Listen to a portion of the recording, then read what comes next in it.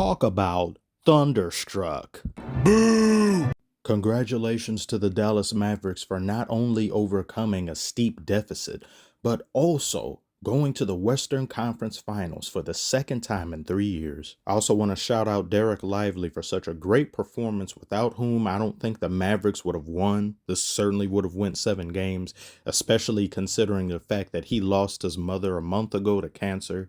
For reasons previously expressed, I can relate very much to what he's going through, and to be able to perform the way that he did under this pressure, as well as on a huge stage like this, despite being a rookie, massive respect to him. With as many things that went wrong for the Mavericks in the first half, 12 turnovers or more, the Thunder scoring 24 points in the final 4 minutes of the half, the careless mistakes on the defensive end for the Mavericks, it definitely looked like this was going to be a win for the Thunder, and this would result in a Game 7 back in OKC. But as Kyrie so eloquently stated, I just asked them, a simple question. I was like, do you guys really want to go to OKC for Game 7? And if that's the case, then we might as well pack this stuff up right now and get ready for next game. And the way that my guys responded to that, they said, F that Kai.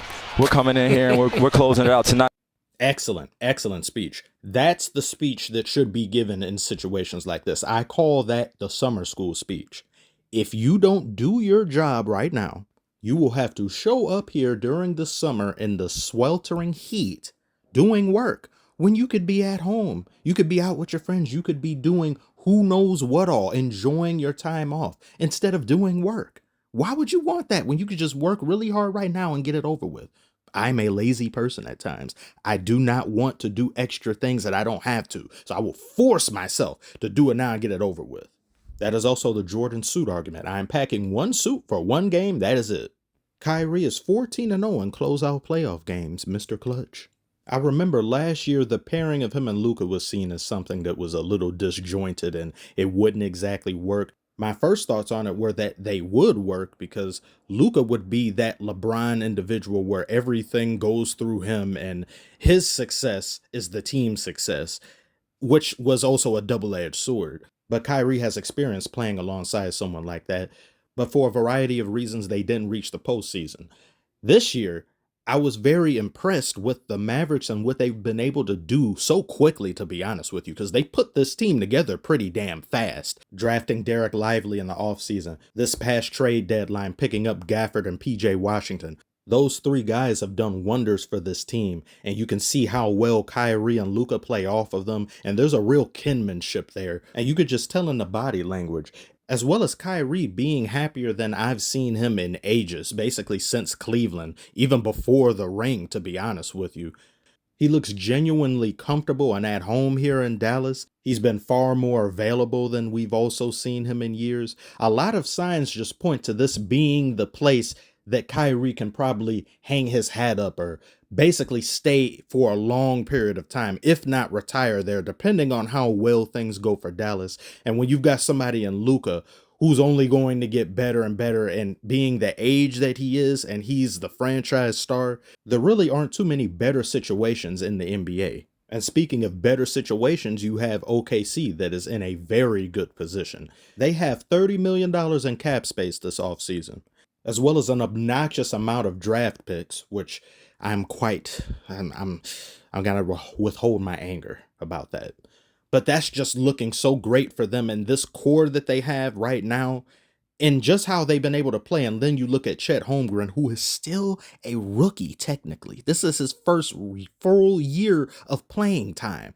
And look at what he's been able to accomplish, and he's only going to get so much better. You've got Shai Gilgeous. You've got such a great core of a bunch of other good players. Youngest team to ever make the postseason in NBA history. This OKC team might very well be contending for years to come. They have more longevity potential than pretty much every other team in the West. And even though they lost, I wouldn't think this would reflect too badly on them. That last second foul that Shai Gilgeous did, you can't, on PJ, you can't do that. From a certain angle, I thought, oh, that's going to get overturned because it didn't look like he touched him. But then when they rewound it and they saw it from the other angle, I was like, oh, you can't do that, man. To have your season ended on free throws is one thing, but by PJ Washington, of all people, for other reasons. But I'm not going to make jokes about that. This isn't the time to do so. This man was one of the integral reasons as to why they were able to get over the hump. He was great down the stretch. Derek Lively, great down the stretch. Luka ended with a triple-double. Kyrie had very, very timely shots. Even when things are looking their bleakest, you get Kyrie the ball, he can make something happen. And he had one three that he did. It went and hit the rim, and then it went all the way up and went back. I was like, what? And it was just three after three. OKC couldn't get a stop, as well as just their offense once again seeming to just dwindle down to Shai gets the ball and nobody else can really do anything, or just hesitant mistakes here and there that I think will get cleaned up, because this is going to be a great learning experience for OKC. Being the top seed in a stacked, packed West, the youngest team, and you've got multiple years to get better and better, to build on things, which should be going out to get a big. They do need another big, which should be pretty easy for them to secure considering their surplus of draft picks. They can go out and easily get, they can literally do what they want with this team. They can build this team sideways, downways, horizontal. There's no limit to what can be done.